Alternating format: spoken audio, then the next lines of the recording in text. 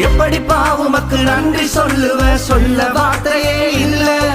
நீங்க போதும் என் வாழ்க்கை முழுவதும், வேறு ஆசையே இல்ல. எப்படிப்பா உமக்கு நன்றி சொல்லுவேன், சொல்ல வார்த்தையே இல்ல. நீங்க போதும் என் வாழ்க்கை முழுவதும், வேறு ஆசையே இல்ல. என் தாய் உருவாகும் முன்னே என் கருவை கண்டீரையா.